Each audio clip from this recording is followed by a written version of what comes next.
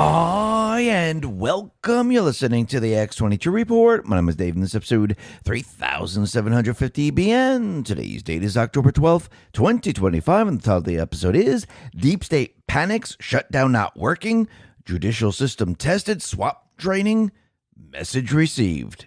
Let's talk about our health. A meta-analysis of 20 controlled trials showed that people taking collagen supplements saw real improvement in skin hydration, elasticity, and reductions in wrinkle depth. That means collagen isn't just a beauty fad. It's one of the most studied supplements proven to actually change how your skin looks and feels. This is why I use today's sponsor, Ageless Multi-Collagen, and I'm obsessed with how it makes my skin look. It supercharges my skin with 5 types of premium collagen needed to help reduce wrinkles. Since I started drinking collagen daily, I've noticed smoother skin, more elasticity, fewer fine lines, and youthful glow. Plus, it also helps improve my joint health, bone strength, and connective tissue. Grab a bag of Ageless Multi-Collagen for 51% off only at healthwithx22.com and start experiencing real results. Plus, they have a promotion right now that includes free VIP health and fitness coaching for life, a free ebook titled The 14 Foods for Amazing Skin, a 60-day satisfaction guarantee, and free shipping with every order. Once again, the site is healthwithx22.com, or just click the link in the description. Let's get into the economic collapse, political and geopolitical news. Now, the deep state, the corrupt politicians, big tech fake news, the puppet masters, you can see that their plans are completely and utterly falling apart. And it looks like they're trying event after event after event, and they're trying to delay and delay and delay, but it is all failing. They're now panicking because as they're trying to push their agenda, Trump now is testing the judiciary. Now, remember, the judiciary right now is made up of a lot of corrupt judges, blackmailed judges, and you can see that the judiciary has been going against Trump with deportation, with anything that he's trying to do. And you can see that they're trying to delay. They're using a delay tactic. But the delay tactic is falling apart because the rule of law is on Trump's side, the Constitution is on Trump's side, and they know if he can appeal, bring it up to the Supreme Court, eventually the delay tactic is not going to work, which we're seeing exactly that happen. And you can see that the deep state players, they try to remove the Supreme Court justice by placing explosives outside the church because, again, if it didn't go up to the Supreme Court and there was a problem with the Supreme Court where you're missing justices, they could delay Trump bringing nominating new judges into those positions. So they're trying all these different things while the deep state players are being indicted. Now, I do believe Trump and the Patriots, what they're doing right now is they're testing the judicial system. They have indicted Comey. They have indicted Letitia James. These are open and shut cases. Yes, there are more individuals with open and shut cases on the horizon, like Schiff, Bolton, and many others. And you can see these are documented cases, and these are cases where these individuals filled out forms and they lied on the forms and they signed the forms. And on the form says if you lied on the form, you could be held accountable for all of this. So these are pretty much open and shut cases. They're not that difficult.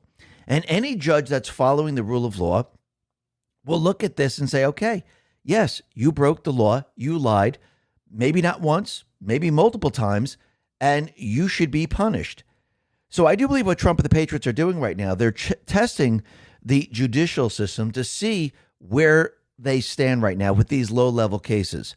And also, it's building the narrative for the American people to know who the criminals are. So if they just lied on their mortgage applications, what else would they lie about? If they lied to Congress, what else would they lie about? This is just the beginning stages. Now, a lot of these judges that have been assigned to James Comey, Letitia James, they are Biden or Obama picks. Some of them need to recuse themselves because there's a conflict of interest.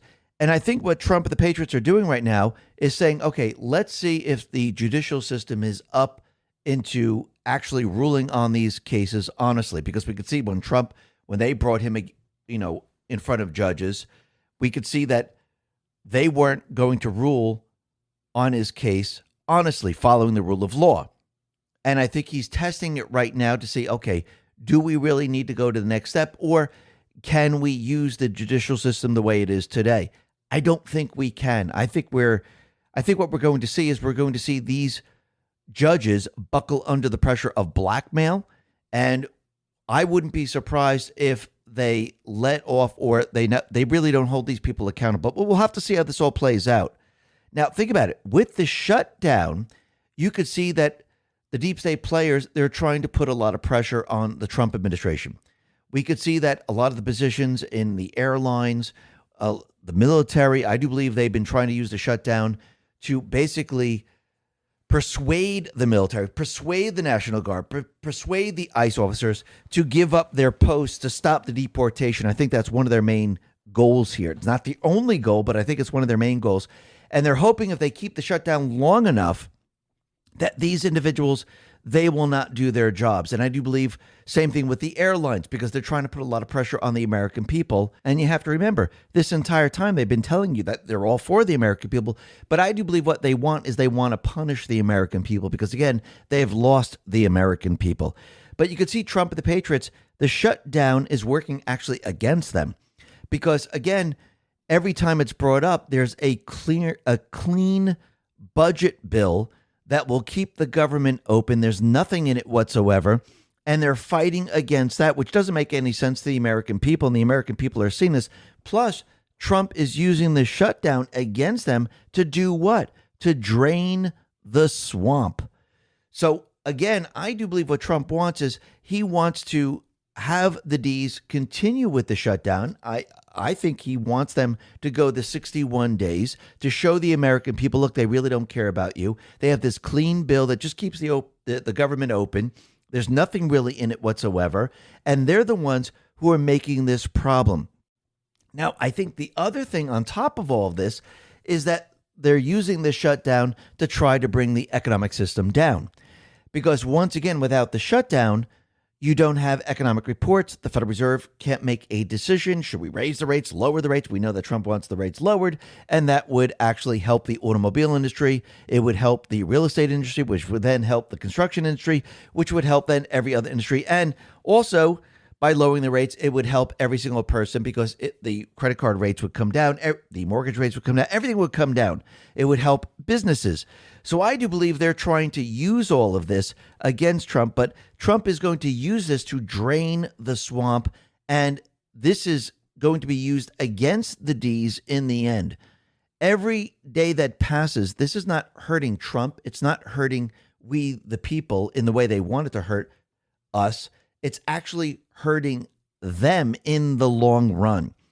And I do believe Trump actually sent us a message because, again, he has this incredible peace deal with Gaza and Israel. Hamas is not going to be the governing body in Gaza. And I do believe Trump is going to take this and parlay this into peace with other countries like Ukraine and Russia. And this is something the deep state players do not want. And you can see they're trying to ramp up war in every place they possibly can. But in the end, I do believe that this is not going to work out because they're going to try to scare the people into war. And I think Trump is going to use their scare event against them to stop the war. Because now, what is Trump known as? He's known as the peacemaker. He has settled down 8 different wars. He's have peace in 8 separate wars. So he is known as the peacemaker. So if there is, let's say, a scare event and they're trying to push us into war, people are going to be looking at Trump going, listen, do we have to go to war? Can we have peace? Because you're going to hear everyone else talking about war. He's going to be talking about peace. So we're going to have to see how this all plays out. And I do believe Trump, he sent us a message about what is happening and how much information can be revealed to the American public without destroying society. And we'll be talking a lot more about this a little bit later. But you can see the deep state players, they have never, ever given up on their 16-year plan. They're still pushing it, and you can see it very, very clearly. Their 16-year plan consists of what?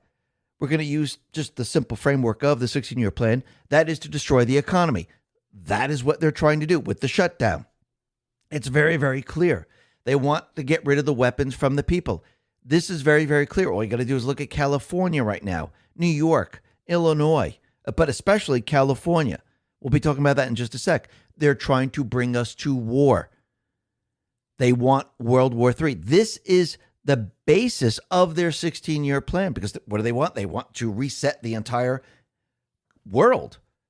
And they want everyone using the central bank digital currency. They want to move the financial system and everything to China. They want to take everything away from Europe and take it away from the United States.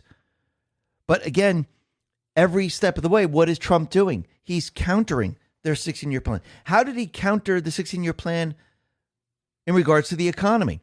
He started a new economic system. And I know a lot of people saying, no, that's ridiculous. He didn't start a new economic system. Well, go back to the 70s. We had two economic systems. We had the gold standard and we had the new petrodollar system that they were creating. They transitioned us into the petrodollar system in 71. We came off the gold standard. So when you look at what Trump is doing, he's creating a parallel economic system, which is the tariff system, the gold card system, the energy system, the technology system. Because once again, he's bringing in income externally. The external income can run the government.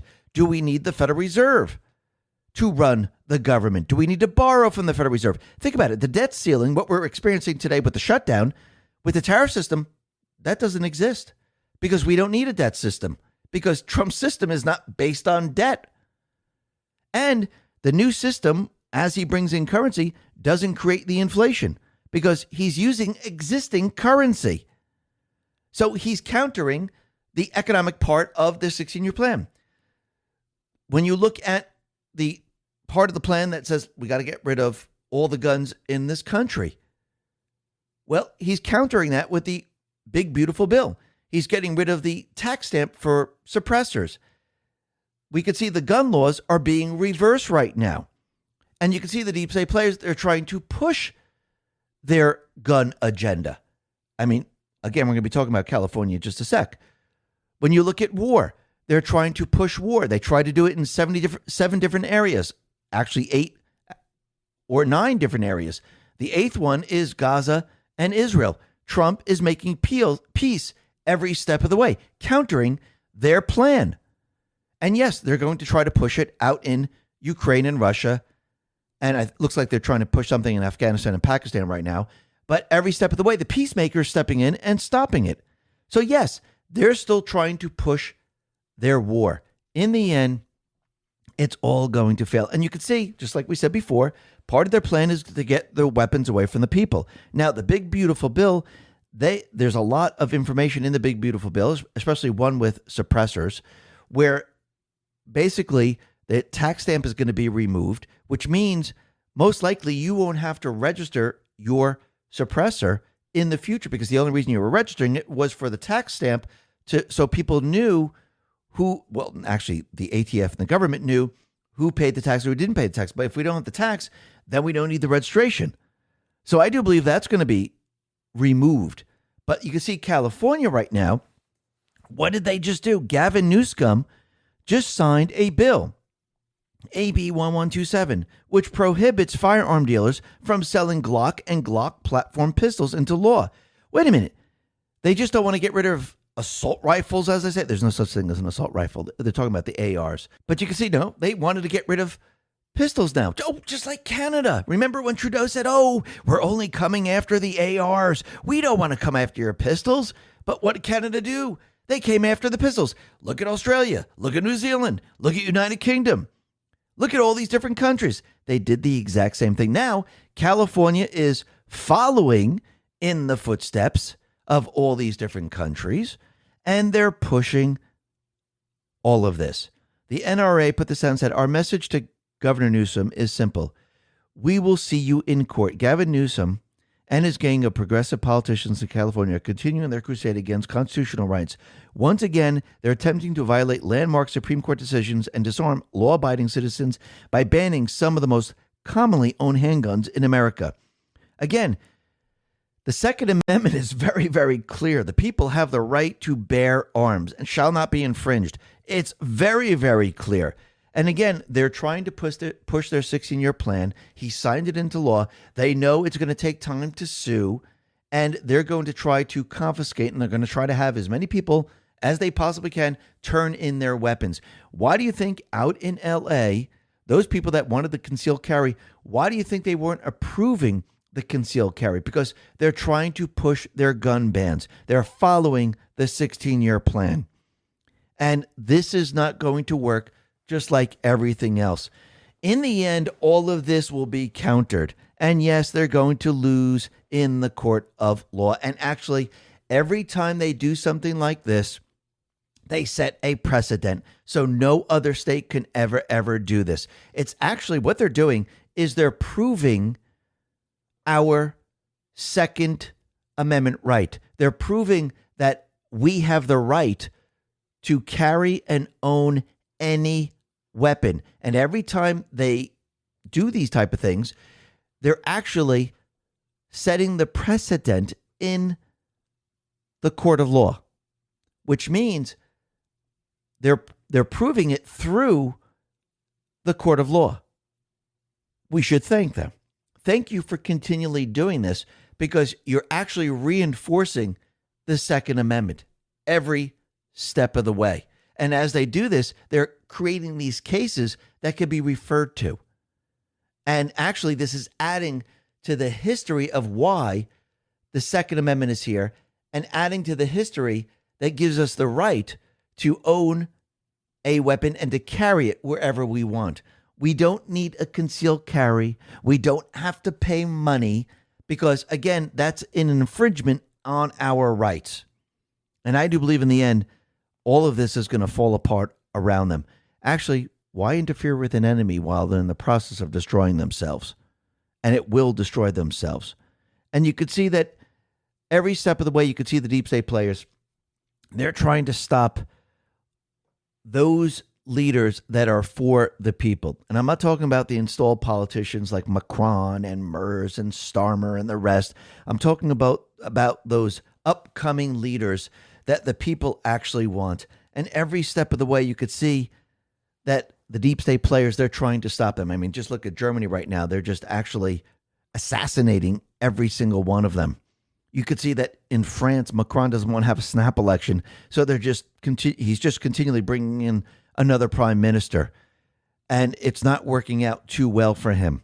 When you look at what is happening out in the Netherlands, they're trying to push Geert Wilder, or making him afraid to stay in his position. Geert Wilder right now, he has suspended his campaign due to jihadist-inspired terrorist plot against him. They want to assassinate him. You think this is just organically happening?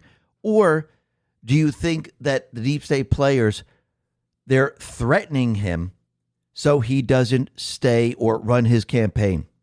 Radio Genoa put this out and said, Geert Wilder says, Islam is truly evil. The so-called Prophet Muhammad raped a young girl and gave slave girls to his henchmen. Islam is violence, hatred, and barbarism by nature. It is incompatible with freedom. Do you agree? And think about it. Now, all of a sudden, there's a hit against him, and he's suspending his campaign. I think this should tell you everything you need to know. And think about it. The deep state players, they do not want to give up control, and the only way to maintain control is to keep their installed politicians in their positions. And the only way to do this is to do what? You need a major distraction. You need the people to believe that they're needed. Because what would they be needed for if there is a war? Otherwise, they're not needed now. The people are like, we don't need you. This is why we're all for the right. This is why we're all for this other party. This is why we're all for this leader. This is the person that we want. This is why we don't want you. But you could see the deep state players, all they have left is that last part of their 16-year plan, and that's try to bring us to war. And you could see every step of the way, it's becoming more and more difficult for them because Trump is actually showing the people of this country, the people of the world, that it's not that difficult to have peace. All you need is someone that actually is going to negotiate peace. Because again, this entire time, where was Germany? Where was the UK? Where was Macron? Where were all these individuals? Why didn't they negotiate peace in the Middle East? It's really not that difficult. Trump just showed the people of the world, look, it can be done. So where were they? They never wanted peace. That's the whole point of this. And you can see that Trump, he is now going after the deep state players all over the place. You have to remember the deep state players, They run the cartels, the intelligence agencies. You remember the war on drugs was the war on all other cartels. So this way they were able to control the drug trade because this is where they made a lot of their money. And now since Trump has been destroying the drug boats, you can see, like Adam Schiff, he was trying to push a bill that would stop all this. So they're all for the drug trade. Yes, of course they are. They're part of the criminal syndicate. That's why they're all for it. Because again, it's all part of their system. When they show you who they are, believe them. They're showing you, we are the criminal syndicate. We protect the human traffickers, the child traffickers, the rapists, the terrorists, the everything. We protect these individuals because they're part of our criminal syndicate system. And now they're trying to create the narrative that Trump is now bombing innocent people. This is what they're trying to use. Colombian President Gustavo Petro says the latest ship bombed by the U.S. off Venezuela's coast was a Colombian vessel carrying Colombian citizens. Petro warned Trump has now triggered a war scenario in the Caribbean. This is no war against smuggling, Petro said. It's a war for oil, and it must be stopped by the world.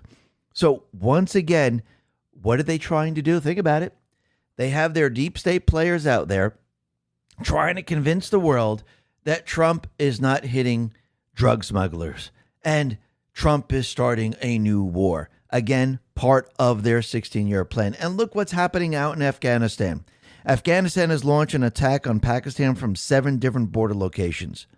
So once again, what are they trying to do? They're trying to spark war. As the more war they're trying to start, Trump now is trying to put out the fires. So they're trying, just like with deportation here in this country, they have the judiciary come in, and the judiciary is trying to, stop Trump every step of the way with deportation. Trump has to bring the Justice Department in and put out these fires.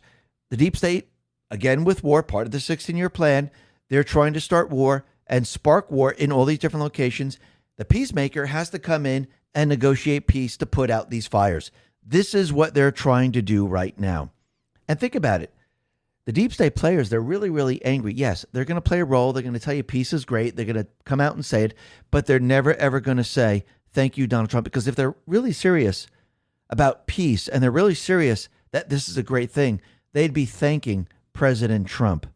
Obama put this out and said, after 2 years of unimaginable loss and suffering for Israeli families and the people of Gaza, we should all be encouraged and relieved that an end to the conflict is within sight, that those hostages still being held will be reunited with their families, and that vital aid can start reaching those inside Gaza whose lives have been shattered.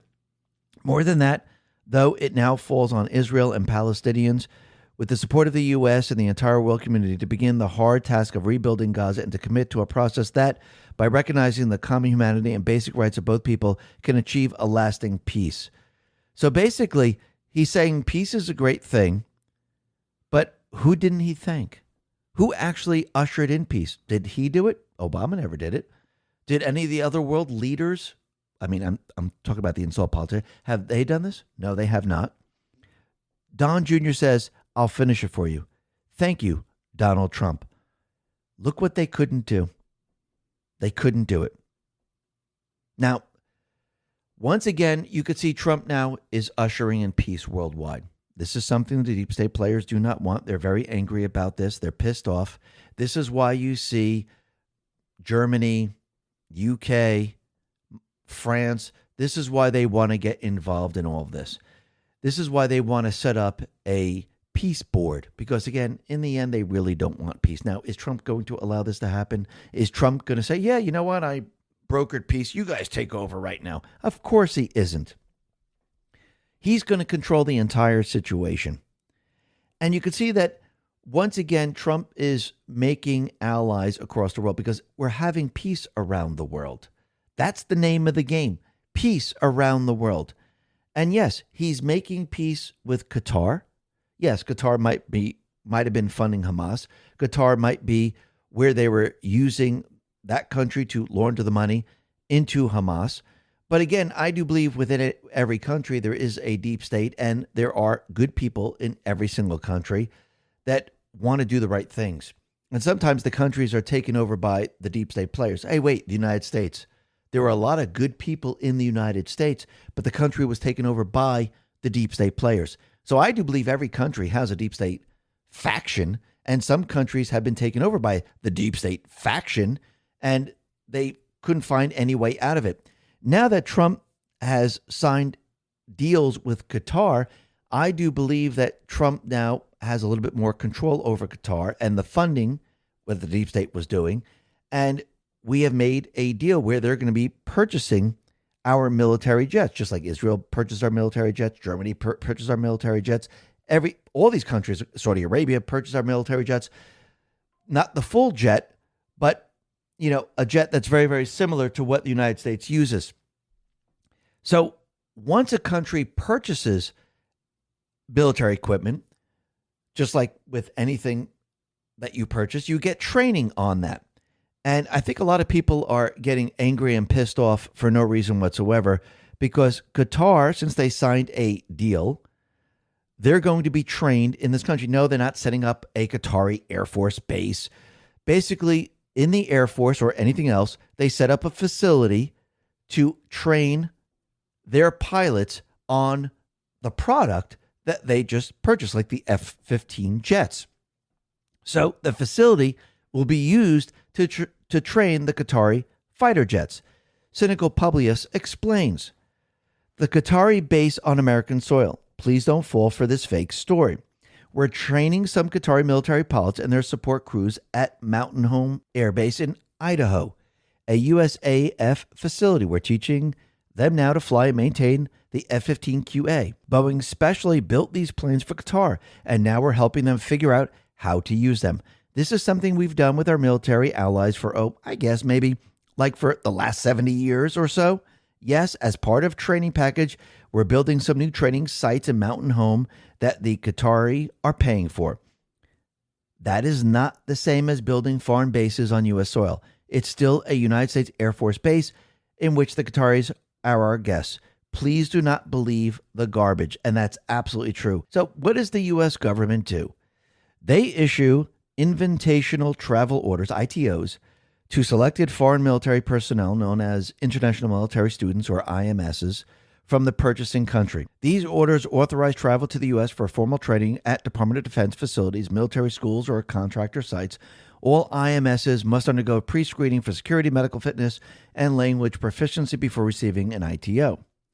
Training locations, where are those? Well, training primarily occurs in the U.S., referred to as CONUS, or Continental United States, to standardize instructional and leverage DoD resources. The purchasing nation funds the training costs, including travel, per diem, and allowances, via dedicated lines in the FMS contract. Training can also occur overseas if needed. So this approach helps foster military interoperability and relationships while ensuring the equipment is operated safely and effectively. And we've been doing this here in this country for a very, very long time. So once again, this is completely being taken out of context. They're not setting up bases. Again, we're selling them equipment. You think about what Trump is doing. He's using the economy to make deals with countries via tariffs, through saying, listen, we're going to make a deal. We're going to build your military equipment. We're going to build technology for you. You're going to purchase this equipment. We're going to become allies. Just like we did after World War II with, let's say, Germany. Wait, we buy their cars, don't we? Just like we did with Japan. Remember, they bombed Pearl Harbor. We buy their equipment. It's the same exact thing.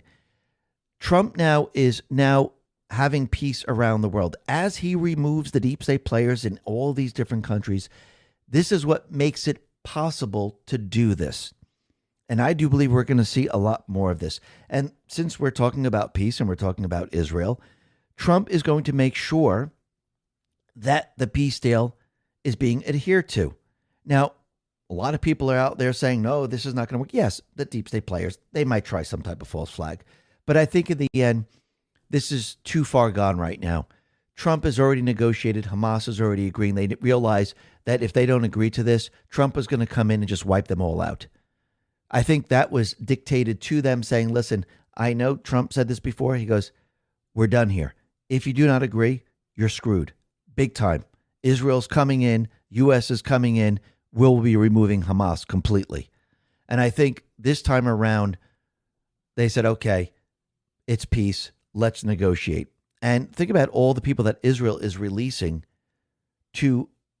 Now, let's be clear. Cryptocurrency is no longer emerging. It's here. And this latest move cements that reality in a big way. Trump Media just linked a massive $6.4 billion deal with Yorkville Acquisition Corp and Crypto.com, the crypto platform trusted by millions of users worldwide. They're teaming up to scoop up $6.4 billion in CRO, the powerhouse token that fuels fast, low DeFi, staking rewards, and real-world perks like cashback on your spends to establish America First CRO Treasury, Trump Media Group CRO strategy. When it's done, this new company will be the biggest publicly traded CRO holder out there. Want in on the action? Head to Crypto.com today and let's make crypto great again. For more information on the proposed business combination, check out Yorkville Acquisition Corp's public filings. So go to Crypto.com or just click the link in the description. The Palestinians. Now, Trump, I do believe he's going to basically make sure that the peace is adhered to. How is he going to do this? Well, he's going to use U.S. troops. Now, the fake news is putting out that U.S. troops are headed to Israel to support historic peace deals. U.S. troops are not headed there. Basically, what's going to happen is that the 200 U.S. personnel, they're already stationed at CENTCOM, will be monitoring the peace agreement in Israel, working with other international forces. Carolyn Levitt explains, to be clear, up to 200 U.S. personnel who are already stationed at CENTCOM will be tasked with monitoring the peace agreement in Israel. And they will work with other international forces. They will be doing the work. They're already there. The troops from this country here in the United States are not being shipped out. They've been there. And they're going to monitor everything. And Trump, he let everyone know that the entire Middle East will be rebuilt. It's not only Gaza. It's going to be the entire Middle East. Does this mean he's going to be putting up Trump hotels all over the place? You might see one or two. Just a joke, by the way. What he's saying is that everything the deep state has done, everything that they have done across the Middle East, remember, they went ahead and they took over these countries. They had regime change in the Middle East to support the petrodollar system. Now, everything they did is going to be removed. Everything that they put into place, it's going to be redone. So is it going to be rebuilt? Is it going to be a different world? Absolutely. Remember, the deep state, they've been pushing war in this region because there were certain leaders that wanted to sell the oil, not selling it using the petrodollar. They wanted to use gold. They wanted to use their own currency. They wanted to break free from the system that they were enslaved to by the deep state players. And once again, everything is about to change.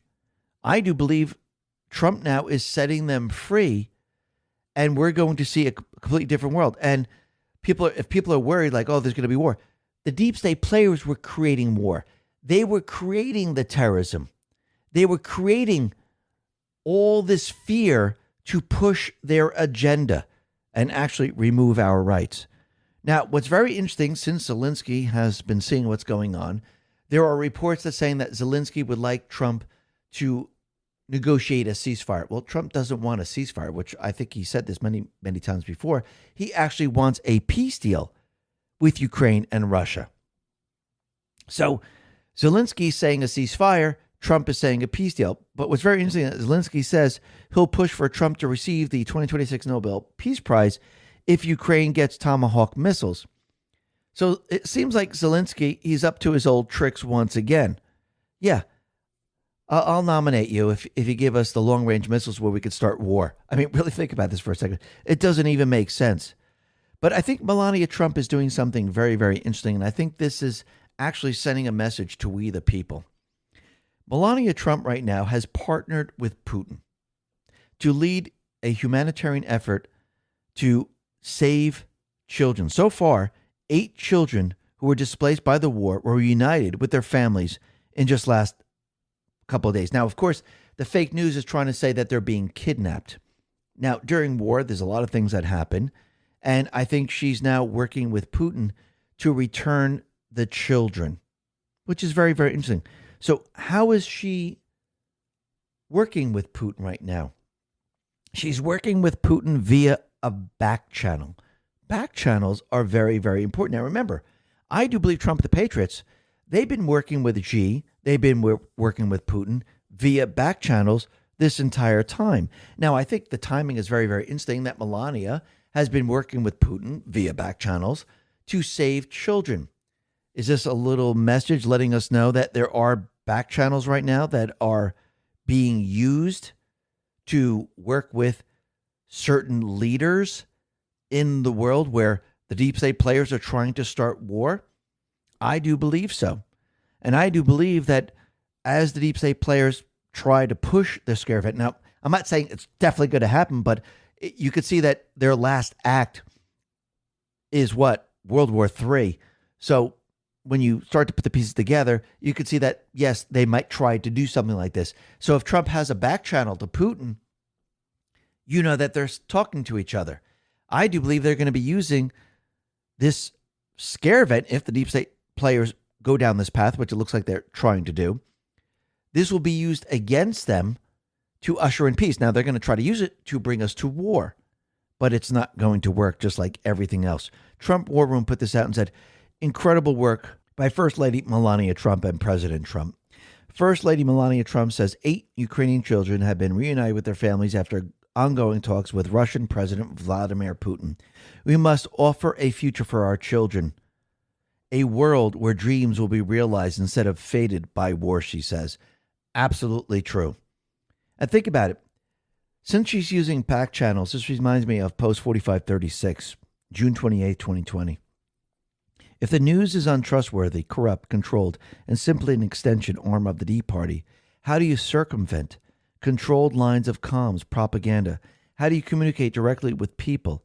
Back channels are important. Information warfare, knowledge is power. And back channels are very, very important. And what's very interesting is that we know the Nobel Peace Prize, the Nobel Committee, they will not award Trump a Nobel Peace Prize. And they've said this from the very, very beginning because it's all part of the criminal syndicate. And again, if you really look at this, they gave Obama a Nobel Peace Prize for doing absolutely nothing. He didn't stop any wars. He didn't have peace around the world. Actually, it was the opposite that was happening. And you know what's very interesting is that Putin actually came out and said that Trump should get the Nobel Peace Prize. Trump, he put this out and said, thank you to President Putin. President Putin responds to President Trump not winning the Nobel Peace Prize. This award lost credibility. This committee discussed the prize for people who have done nothing for the world. He solves complex problems, crises that were lasting for decades. Absolutely true. Clandestine responded to this and said, even Putin is calling out the Nobel Foundation and accurately proclaims this award lost credibility. Putin acknowledges that Trump is stopping crises around the globe. Sounds like a positive sign that the deal to end the war in Ukraine is approaching as well. And you know what's very interesting? Maria Machado in Venezuela, she won the Nobel Peace Prize. Trump didn't, but she did. And she said something very, very interesting. And Trump put this out on Truth. He said, and this, he's actually reposting her post on X. She says, this immense recognition of the struggle of all Venezuelans is an impetus to conclude our task, to conquer freedom. We're on the threshold of victory, and today, more than ever, we count on President Trump, the people of the United States, the peoples of Latin America, and the democratic nations of the world as our main allies to achieve freedom and democracy. I dedicate this prize to the suffering people of Venezuela and to President Trump for his decisive support of our cause. So she dedicated her Nobel Peace Prize to President Trump. That should tell you everything you need to know. Absolutely unbelievable. And what's very interesting is that the people around the world, they do not want war.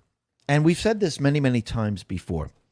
The deep state players, they are the one They're the ones that want war. They're the ones going to be pushing war. And I do believe Trump and the Patriots, they're going to be using this against them. Rasmussen Reports put this out and said, America first. Voters oppose foreign wars. Less than half of voters favor the United States going to war in defense of Ukraine, Taiwan, or Israel. So think about this for a second. So if the people are against foreign wars and the deep state players are trying to start a war, that's not a foreign war, but a world war, you think the people are going to be on board with this? No, they're not. This is what Trump is going to use against them. And I do believe Trump is going to have all the leverage because it's not just the people in this country, but it's the people around the world. Because think about it, all those leaders that are running against the installed politicians, the people are going to support them. They're going to have the power of those people saying we don't want war, while the installed politicians are going to say, no, we're heading to war. Get prepared. I mean, right now, the Baltic states right now, they're preparing for war. That's what they're doing right now. And they're doing this because this is their last part of the 16-year plan. But I do believe Trump is going to be using the power of the people to shift everything. And he's going to be using the back channels to do it. This is going to be absolutely amazing. Just like it's amazing where Trump and RFK Jr. and his team, they're able to lower drug prices by 95%. Patriots Are Control put this out and said, Bobby Kennedy Jr. says, by the time this administration is finished, 95% of the drugs in America will be the lowest price in the world. And he credits President Trump's MFN agreement. No more ripping Americans off. And again, it's going to help a lot of people because a lot of people, yes, they need medication. I do believe as time goes on, as we get healthier and healthier in this country, we won't need the amount of medication that we need right now. But for those people that need the medication to survive, they will not have to pay these high costs anymore. And this is going to make it a lot easier for them, especially economically and, of course, health-wise. So this is going to really assist the American people. Now, what's very interesting is that Trump, he went ahead and he had his physical. And people are very concerned because it says that he had a COVID booster and he had a flu shot and everything else. Now, once again, you have to remember, they didn't say he got an mRNA COVID booster. He said he got a booster. Now, think about it. Go back a little bit in time. Trump has always said that hydroxychloroquine, along with ivermectin, they're almost like a vaccine. So I wouldn't be surprised if Trump maybe had some type of booster or protection against COVID. It never said that he had an mRNA all it said was a COVID-19 booster vaccination. Now, what is that vaccination? Back in the day when he was first introducing hydroxychloroquine, he said it's almost like a vaccine. So again, if we have RFK Jr. and his team telling the world, along with Trump, that these vaccines are no good, they're discontinuing the COVID vaccine, do you really think that's what Trump took? Absolutely not. I don't think so. So I don't think you have to really worry about that. What you do have to worry about is Mamdani, because he is running to be the mayor of New York City. And it looks like in the Democratic Party, he is now leading the way. And once again, sometimes you got to show the people. Sometimes people have to walk through the darkness to get to the light. But something very interesting about him came out, and Pulseberry put this out. Hamas Front Car, CAIR, reportedly donated $100,000 to support October 7th apologist Mamdani's campaign for New York City mayor, which is very, very interesting. And I think hopefully the people wake up and the people see who he truly is. But if they don't, they're going to find out very, very quickly. And the people, I wouldn't be surprised if they turn against him as time goes on and they remove him from office. But let's see how this all plays out. But the other thing that's very interesting is, remember when Pam Bondi, she was being questioned in Congress, and we had Democrat Senator Sheldon Whitehouse, when he was talking to Pam Bondi, and she mentioned that his wife was receiving money for her NGO, and all of a sudden he kind of shut down and he didn't know what to say. Well, Tony Saruga explains. Democrat senator funneled $14 million of taxpayer dollars into his wife's NGO. A prominent Senate ethics watchdog has accused Rhode Island Democrat Senator Sheldon Whitehouse of abusing his office to funnel millions in federal grants to an environmental nonprofit where his wife has earned nearly $2.7 million in pay. The allegations, detailed in a formal complaint filed in February, are raising serious questions about conflicts of interest and the misuse of taxpayer dollars by a lawmaker who has long positioned himself as a campaign against corruption. The Foundation for Accountability and Civic Trust, FACT, a nonpartisan group dedicated to upholding government ethics, submitted the complaint to the Senate Select Committee on Ethics. It centers on Whitehouse's advocacy for ocean conservation legislation that reportedly directed at least $6.9 million in grants to Ocean Conservancy, the Washington, D.C. based group where his wife, Sandra Whitehouse, serves as senior advisor and consultant. The 8 years before she worked with NGO, it received about $500,000 total in grants.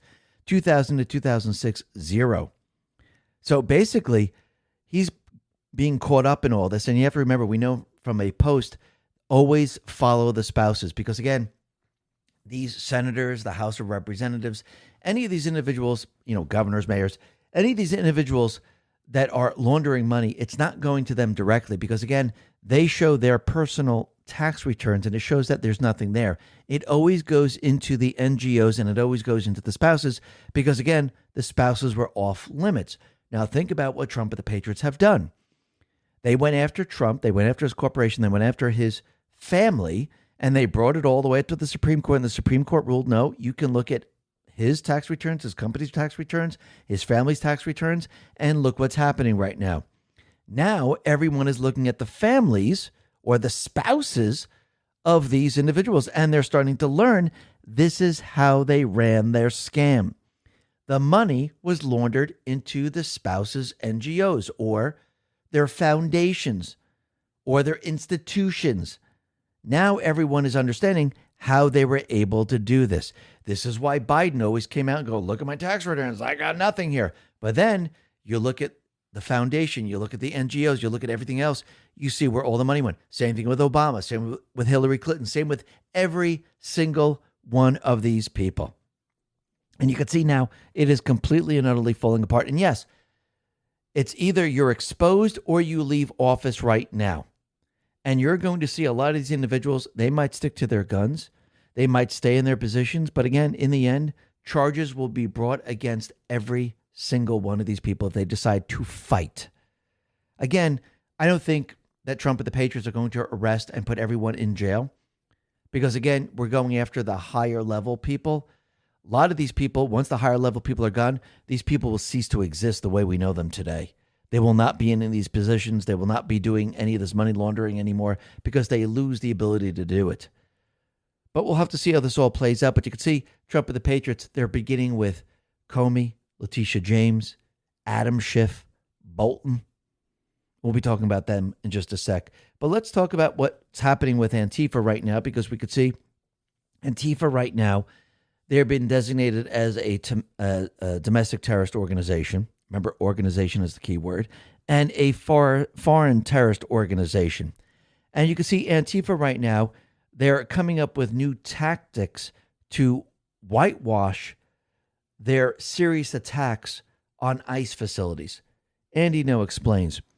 As Antifa in Portland are having their comrades dressed in animal costumes to whitewash the serious violent attacks that are happening on the ICE facilities and people for months, here's a reminder of what they did. Antifa zip-tied all the doors and barricaded the buildings on June 11th. They then attempted to set the place on fire.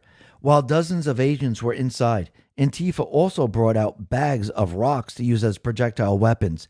They had rioters illegally stop and redirected drivers on the public road so they could use the streets as a staging ground for violence.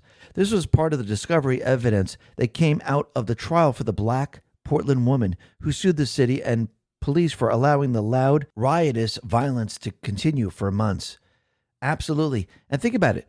Just the other day, we mentioned how Tim Kaine had his son in Antifa. What we've come to find out, there's another individual, the Democratic House Whip, Catherine Clark, it looks like her child is involved in Antifa. C3 says this person was arrested during a violent riot by international terrorist organization Antifa. He's also the transgender son of Democratic House Whip Catherine Clark. So think about it. These individuals have transgender children. They're all part of Antifa, which is trans-tifa. It's all starting to become clearer and clearer, isn't it? Just like it's becoming clear that Antifa was involved in January 6th. Because again, the January 6th fake insurrection, where they said MAGA was committing an insurrection, we're starting to learn it was the deep state. I think we've known it all the time, but the deep state players, they committed the insurrection. Antifa was involved. The confidential human sources were involved. The FBI was involved. The D's were involved. They were having the insurrection. Andy No put this out and said, New York City Antifa member Talia Jane Ben Ora was at January 6th in a MAGA costume. She was never charged with any crimes that day. So she's the one, not just her, but many others were dressed up as Trump supporters. Andy No says, people have called me a liar for reporting out that New York City Antifa member Talia Jane Ben Ora was at January 6th in a MAGA costume. Here's a video where she accidentally admitted to indeed being there. She was never charged with any crimes that day. And you're going to find out there were a lot more other people dressed in black that were part of Antifa, that were part of the FBI. They were the ones who were pushing the insurrection. And now they're a terrorist organization. C3 says, can you feel it? January 6th is starting to fall apart. First, the 275 plainclothes FBI agents exposed in the crowd. Next will be the massive role Antifa played, a major role in January 6th. Chris Wray knew it. They all knew it. It was an op. Of course it was. It was an insurrection against this country because they cheated in the 2020 election. That's why Trump has continually said the elections were rigged. This is why FBI, Kash Patel, Pam Bondi, and the rest would never say the elections were won fair and square. Remember these when they were questioning them because they had to confirm them? They tried to get them to say, no, the elections were on the up and up. They never did it because they know that the elections were rigged, that the deep state players overthrew the United States government, and they actually had an insurrection on January 6th. That's why Trump put out that message, go home peacefully and patriotically. That's why they downed the Twitter account. They didn't want anyone to see this because once you say that, it's an insurrection. So here we have it all starting to fall apart. And you can see that the deep state players, they're becoming more and more panicked. And you can see when you actually corner wild animals, what do? They do stupid things. They go crazy. And that's what we're seeing. We see it with Charlie Kirk, and now we're seeing it with Benny Johnson. An individual has been arrested for threatening to kill Benny Johnson, his 4 children, and you could see that these people are going to get crazier and crazier as time goes on because now they're being exposed. And this is what they don't want to happen. They don't want people to understand what they've been doing at the heist facilities. The propaganda network used to have the ability to convince people that Antifa was just nothing, just people just, doing their own thing. It's not an organized group. There's no leaders. There's no funding. There's nothing. But again, they have all supplies. They have all the same weapons. They have pre-made signs. They have lawyers on the ground. They have medics on the ground. And they're coordinated across the country. Yeah, this is just happening organically. No one believes this. And again, they can't hold back the videos now of what they've been doing. And this is a major, major problem for the deep state players. And Pam Bondi is out there in the White House, put this out and says, make no mistake, Antifa is a radical terrorist organization that explicitly calls for the overthrow of the United States government, law enforcement authorities, and our system of law. Under the Trump administration, Antifa's days are over. Think about what she said here. Is calling for the overthrow of the United States government. They already did it in 2020. Trump is now going to show the American people what the overthrow of the United States government looks like. He's going to show the American people what the true insurrection looks like. It's not the MAGA people. It's the deep state players. And you can see that the individuals that have been leading Antifa, it seems like they're fleeing the United States right now, which is very, very interesting. Is it because they've been designated as a terrorist group? Well, where are they going to go? Because now they're a foreign terrorist group. There's no place to hide. Amuse put this out and says the following. The author of the Antifa Handbook and his wife, Yesenia Barragan, have fled the U.S. now that the group has been declared an international terrorist organization. Mark Bray provides Antifa groups an instruction manual filled with terror tactics. Bray wrote the terrorism how-to manual after meeting with 61 Antifa leaders in 17 countries. He brought his findings back to the U.S. Yesenia was convicted for conspiracy to distribute methamphetamine, but her sentence was commuted by President Biden in 2024. Barragan and Bray claim they're in exile in Spain. So why did Biden commute her sentence? Because they need the foot soldiers, and they are the foot soldiers. And you can see, since we're talking about Antifa, since we're talking about the illegals, look what Chicago's doing right now. They're now protecting the illegals, and they're preparing to fight Trump every step of the way. And think about it. The Chicago mayor, his approval rating is 6.6%. This is the worst Chicago mayor approval rating ever.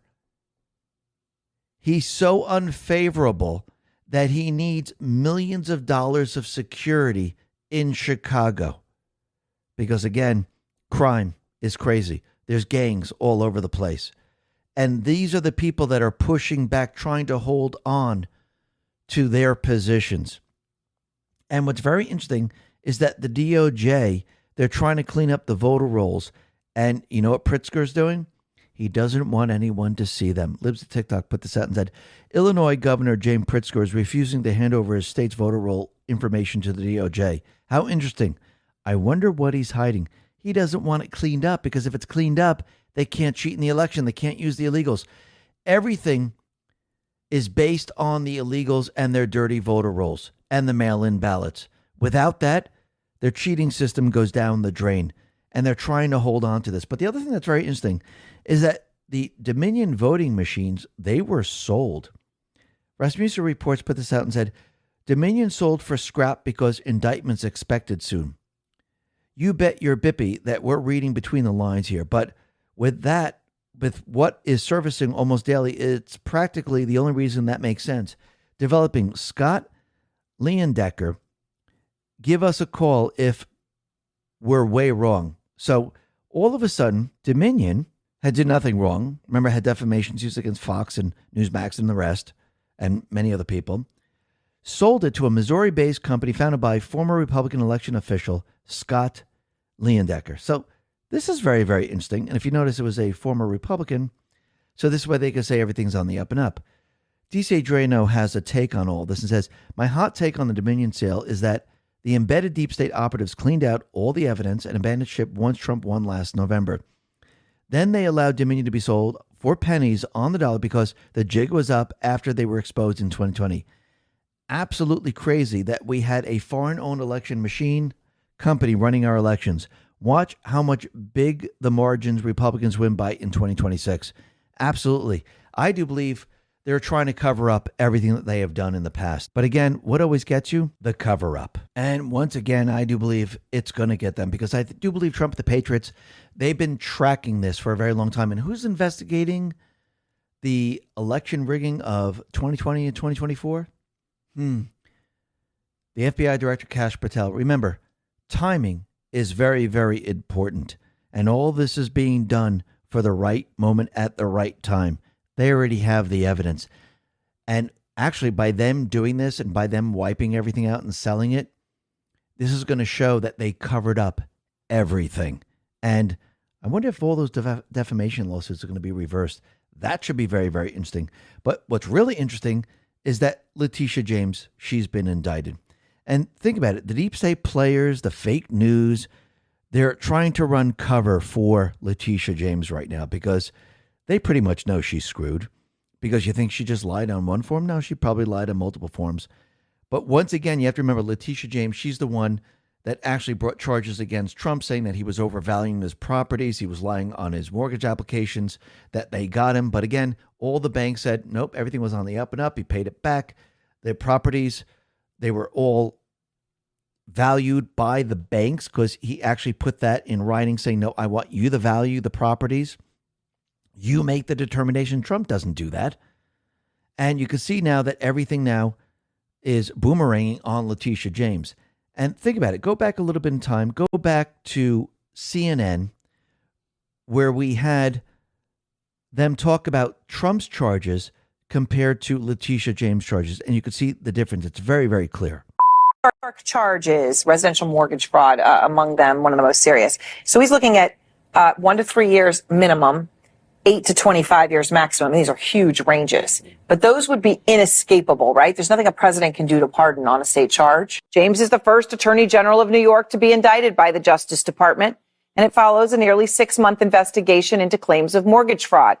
Now, that is a charge the United States Justice Department rarely brings against individuals, but of course, James is not an ordinary individual. Trump considers her an enemy after she sued him in 2022, accusing Trump of lying about his real estate empire and the inflating the value of his properties. So once again, they're trying to run coverage. CNN says everyone in America commits mortgage fraud. Really? That's very interesting because during the time that they were going after Trump, that wasn't the case. And remember, during that period of time, Joe Biden, nobody's above the law. Governor Pritzker, no one's above the law. Mark Hamill, no one's above the law. Congressman Jamal Bowman, no one's above the law. Tish James, no one's above the law. And now they have a major problem. Storm Azarai put this out and said, these people are defending Letitia James with the most insane arguments. Fusion Ken Dillion, proven CIA shill, is arguing that it's not that bad because her lie only saved her $19,000. But in the same breath, he argues that mortgage applications are confusing, so it could have easily been a paperwork error. Sorry, Ken, but if I stole $19,000 from my employer and then claimed it was a paperwork error, I would go to jail. The more these hacks defend corruption, the more people will see them for who they are. Absolutely true. But let's just go back to Letitia James, because remember when she was going after Trump, this is what she said on X. When powerful people cheat to get better loans, it comes at the expense of hardworking people. Everyday Americans cannot lie to a bank to get a mortgage. And if they did, our government would throw the book at them. There simply cannot be different rules for different people. And then she says, nobody is above the law. I think that tells you everything you need to know. Remember, she's the attorney general. She has a law degree. She doesn't know how to read a legal document. She doesn't know how to fill it out. I don't think anyone's buying this. And you can see that the deep state players, the propaganda networks, their argument isn't making sense. And when their argument doesn't make sense, when they say, there's no evidence and they go down the line, they always end up in racism. Because you have to remember, they use these DEI people to push their agenda against Trump. Mike Davis explains, from there's no evidence to this is weaponization to it was only $18,000 in fraud to mortgage fraud is very common to racist. Bottom line, Big Tish is in big trouble. And once again, you could see that you think she just lied on one form. No, she's lied on multiple forms. And what's very interesting is that her case was assigned to U.S. District Judge Jamar Walker, a Biden appointee. And he was appointed in 2023. So once again, we could see that we have a Biden appointed judge. He is black, and he's going to be making a ruling on this. So let's see how this all plays out, and let's test the judicial system, which I do believe that's exactly what's happening. And I do believe that Adam Schiff most likely is next. C3 put this out and said, mortgage application with a primary residence in Maryland and also California. And it looks like Adam Schiff, once again, this is not the only case. Same thing with Letitia James. I do believe there's going to be a lot more. And all these people, the Ds, especially the propaganda networks, they're all saying, oh, Trump weaponized the DOJ. Oh, it's all weaponized.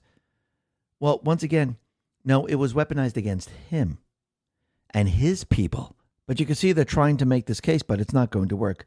Joyce Aline put this out and said, indicting your political enemies because they're your enemies, not because they committed crimes, is un-American. Well, remember the mugshot of Trump? Remember the mugshot of Rudy Giuliani and everybody else? You see, this is how you can tell the difference between political weaponization because, again, when you don't have a case, you notify the media, the propaganda outlets, you swarm in like they did with the Roger Stone, you arrest them in the early morning or late at night where they're sleeping, you parade them out in front of the media. That's politicalization and weaponization of the justice system.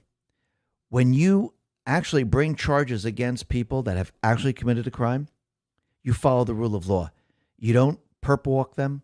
You don't have cameras waiting. You let the people out on bail. You let the people stay free until their time in court. And that's exactly what happened with Comey. So once again, and the same thing is going to happen to Letitia James, Adam Schiff, and the rest. Because again, these people actually committed crimes. This is black and white. It's not that difficult. They're the ones who filled out the form. You see, with Trump, they had nothing. There was no evidence. There's no proof. There's no documents that he signed. The banks actually testified for Trump, saying he did nothing wrong. Actually, he was fantastic. They gave him an award for all of this. This is why the appeals court reversed it all. See, these are the forms that they filled out. They knowingly lied. They read the forms. They know what it says. They're all lawyers. Think about it for a second. Senator Dick Durbin says, first, it's James Comey. Now it's Letitia James. Next, it could be anybody, whoever crossed Donald Trump. If any elected Republican actually gives a damn about weaponized Justice Department, speak up now. Mike Davis responds, we're just getting warmed up, Dick. That's pretty funny. Kash Patel says, there simply cannot be and will not be different rules for different people. One system of law and order from this FBI. Dan Bongino says, without fear or favor. Hey, by the way, Bongino's still in the FBI. Interesting, isn't it? So once again, we could see right now, Adam Schiff is next, and I do believe Bolton, he's on deck. And I do believe we're going to be testing the justice system. The people are going to see that these are the people that are liars. If they lied on this form, they can lie on anything. It doesn't mean that these people are going to be proven guilty in the court of law, because again, we have to see how the judicial system is run. Are these people blackmailed? And right off the bat with Comey's Biden appointed judge has a glaring conflict of interest, but he won't recuse himself. The judge assigned to Comey's case is a Biden judge who is absolutely totally conflicted, but he is making no mention of recusing himself. Judge Nack Manoff has personal conflicts with Comey. The judge presiding over former FBI Director James Comey criminal trial shares a legal history with Comey that raises questions about his judicial impartiality. The judge clerk for Judge Leonie Brinkema in the Eastern District of Virginia from 1995 to 1996, when Brinkema was overseeing the Masui terrorism trial linked to the 9/11 attacks. James Comey, as unit chief of the FBI Counterterrorism Division, was deeply involved in investigating and prosecuting Masui. Given the sensitive nature of the case, Nachmanoff likely assessed classified high-level information and had professional proximity to Comey's team. This connection suggests more than a casual relationship and highlights the need to consider potential conflicts of interest as Nachmanoff oversees Comey prosecution. In addition to the relationship with Comey, the judge has a relationship with Barack Obama that would lead a man of integrity to recuse himself from this incredibly significant case. So that is very, very interesting. So is this individual going to recuse himself? Maybe, maybe not. Paul Sperry says the father of the Biden-appointed judge hearing the Comey case was a friend and fellow traveler of Obama's communist father. He gave $7,500 to Obama, records show. So I think that tells you everything you need to know. And I do believe Trump and the Patriots, yes, they're bringing them up on these charges, but I do believe they're testing the judiciary with these cases, because what better way to test a judiciary than to have an open and shut case where they lied on a form and it's easy to prove. And we'll have to see how this all plays out. Now, the deep state players, they're keeping the government shut down.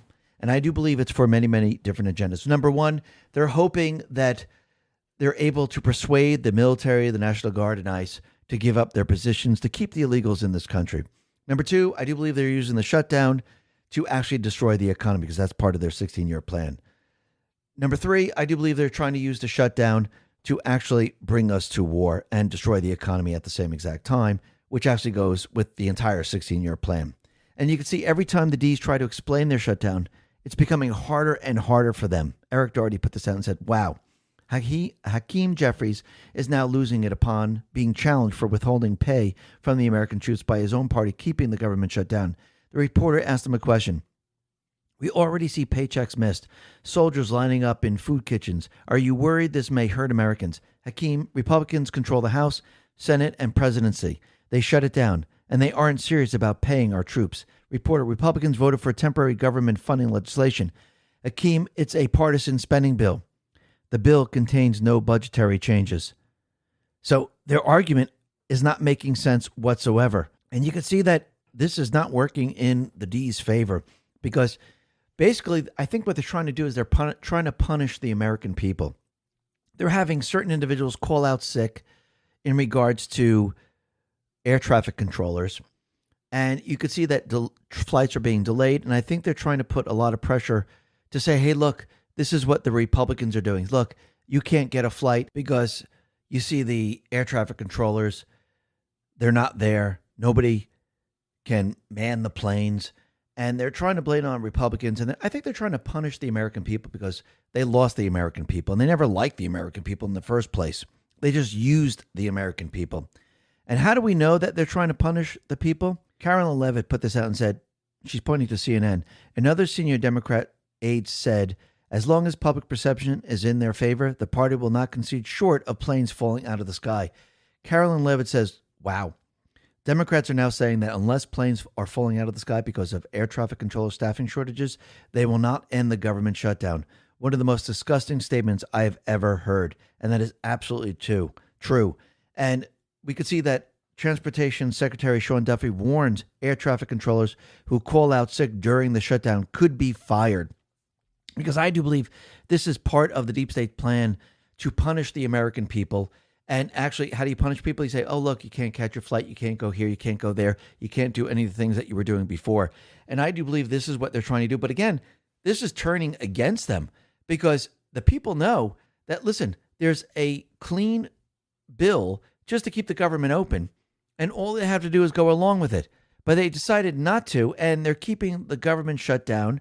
And they're having a No Kings rally during the shutdown. Does that make any sense whatsoever?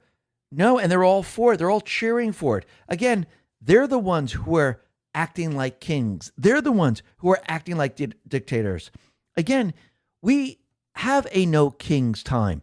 That is called Independence Day. If they want to have this rally, they could have it on July 4th. But again, we already fought a king. But now they're acting like kings. And I think the people see this very, very clearly. But it looks like they actually want to keep the government shut down much longer than people actually think. And actually, Mike Johnson says Democrats plan to keep the government closed until after No Kings protest in D.C. I do believe they're trying to keep everything shut down right now to persuade the military, to persuade the National Guard, to persuade ICE from leaving their positions. Because, again, when they have the riots, they want to make sure they have the upper hand. But it looks like Trump now is countering their plan, just like he's countering everything else. And he's finding the money to pay the military. Trump, he put this out on Truth. He said the following. Chuck Schumer recently said, every day gets better during their radical left shutdown. I disagree. If nothing is done because of leader Chuck Schumer and the Democrats, our brave troops will miss the paychecks that are rightfully due on October 15th. That is why I'm using my authority as Commander-in-Chief to direct our Secretary of War, Pete Hegseth, to use all available funds to get our troops paid on October 15th. We have identified funds to do this, and Secretary Hegseth will use them to pay our troops. I will not allow the Democrats to hold our military and the entire security of our nation hostage with their dangerous government shutdown. The radical left Democrats should open the government, and then we can work together to address health care and many other things they want to destroy. Thank you for your attention to this matter. Donald J. Trump, President of the United States of America. And once again, every step of the way, Trump is going to be countering them. And they're not going to be able to get this off the ground. Absolutely amazing. And think about it. They don't want, with the shutdown, they don't want an economic report, so the Fed doesn't have to make a decision to lower the rates. Trump is going to issue an inflation report, so it's going to put a lot of pressure on the Fed. Trump now is countering the D's where he's going to pay the military. So this is going to be very, very difficult because they want the military gone. They want NG. They want the National Guard gone. They want the ICE officers gone. And it's not working the way they thought it was going to work. And think about what Trump is doing. He's using this to actually drain the swamp. Eric Doherty put this out and said, panic is ensuing among Democrats after learning that Trump is paying the troops, keeping food programs alive for women and children, and cutting thousands of federal employees as a result of their shutdown. Chuck Schumer walked into a political landmine. Absolutely. And Russ Vought put this out and said, the rifts have begun. State Leadership Initiative responded to him and said, as Russ Vought begins their rifts, it's imperative to remember that this is a deliverance on draining the swamp. Washington, D.C. for decades has been occupied by a hostile bureaucratic regime that hates everyday Americans. They hate you. D.C. and its bureaucratic army is not bipartisan. It is not representative of the Republic. The left outnumbers the right by a 2-to-1 margin. It is manned by corrupt officials and staffers that use your tax dollars to fund Democratic campaigns. 95% of federal worker campaign donations go to Democrats. It is a patronage scheme where we are taxed to pay their salaries. Their salaries pay for Democratic campaigns. Then the elected Democrats raise our taxes to further expand and enrich their money laundering operation. It needed to come to an end decades ago. Russ Vought is ending it now. And while they will use this shutdown to cause pain to everyday Americans, the administration will destroy their most powerful weapon. No longer will the American people be plundered for everyday dollars they have to fill their coffers of this corrupt fifth column. No longer will we be shackled to the endless bureaucratic bloat that is destroying our home and poisoning the heart of the Capitol. And yes, Trump is going to be using this to drain the swamp. Sophia Kai put this out and said, the Trump admin in court filing says 7 agencies begin rifts today. Commerce, 315 employees. Education, 466. Energy, 187. HHS, 1,100 to 1,200. HUD, 442. DHS, 176. Treasury, 1,446. And this is going to continue. And what's very interesting is Trump is changing everything up. And we mentioned this a couple of days ago, but he's now confirming all this. Sergio Gore, he's going to be sent to India to be the ambassador there. And Dan Scavino is going to be head of personnel. Very interesting. Trump, he put this out and said, I am pleased to announce that the great Dan Scavino, in addition to remaining deputy chief of staff of the Trump administration, will head the White House Presidential Personnel Office, replacing Sergio Gore, who did a wonderful job in that position and will now become the ambassador to India. Dan will be responsible for the selection and appointment of almost all positions in government, a very big and important position. Congratulations, Dan. You will do a fantastic job. President DJT. And I do believe that he's switching this up because I think the people that were being brought into the presidential office, they weren't the right people most of the time. A lot of people probably weren't vetted correctly. And I think Dan Scavino is going to do a very, very good job. Now he has 2 jobs. And congratulations to Dan. And I do believe now we're going to be bringing in the best of the best into Trump's office. Sometimes you got to watch the people, you got to understand them, and then you can make the decision to remove those people and bring in the people that you actually need to do the right job.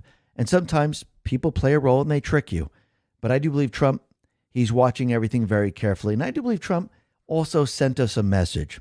Now, what's very interesting is that Trump, he put out a post, and it's an artist rendering of the Triumphal Arch, which is being planned to be built for the 250th anniversary of the United States in 2026. And it's very interesting because it looks like France has something very, very similar to this.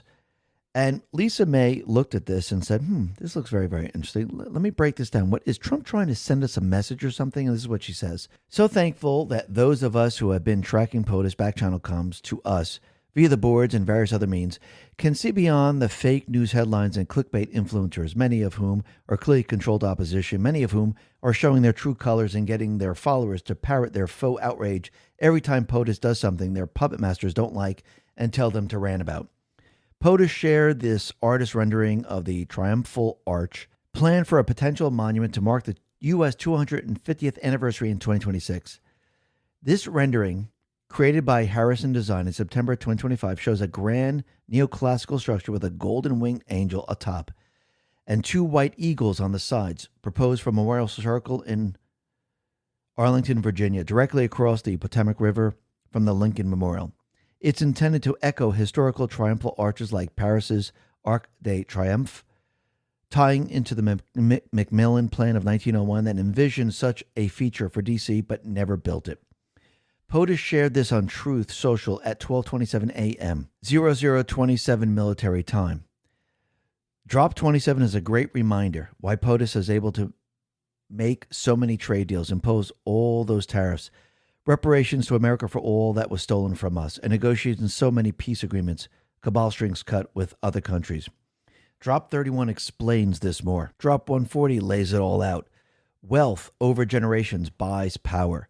Power over generations buys more wealth control. More wealth controls buys countries and its people. Families combined, TRI equals NWO. Inner TRI families will collapse. What is the keystone?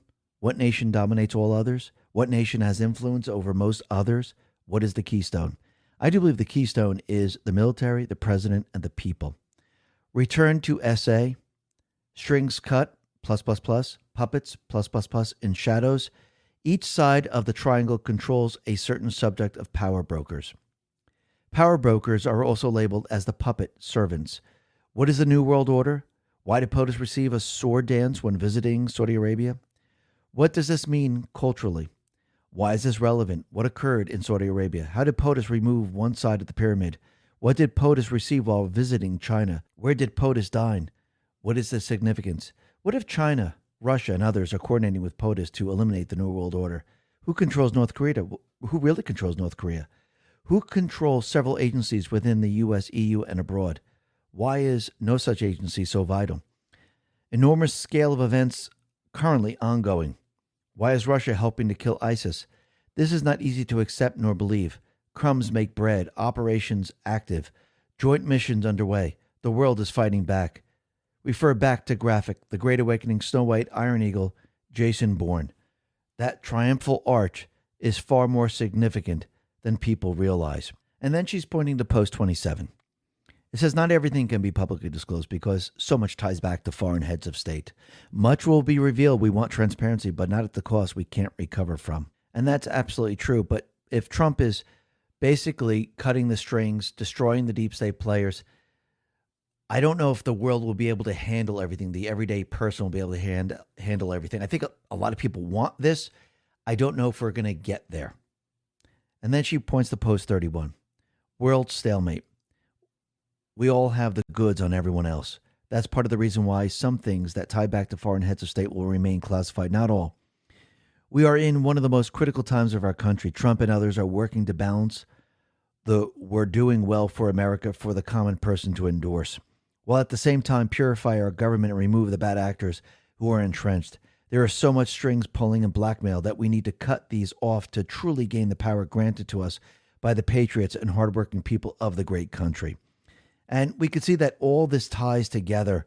And you can see that I think Trump is sending us a message that, yes, we're heading in the right direction. We're destroying the deep state players, not just in this country, but around the world. But every single thing is not going to be exposed. It will be exposed enough so this will not happen again. But we can't go deep, deep, deep down to expose everything. And I do believe this is probably most likely the message from Trump letting us know that if you're expecting to go into a place of darkness, so dark that people won't be able to handle it, that's not where all of this is going. So remove those expectations and just know that we are destroying the deep state players. We're cutting their strings, and he's going to keep his promise. And he's going to return the power to the people of this country and the people of the world. And I do believe that's exactly where this headed. Why? Because the Patriots are in control. Listen, everyone, thanks a lot for listening. Be well, be safe, and especially be prepared. Thanks a lot.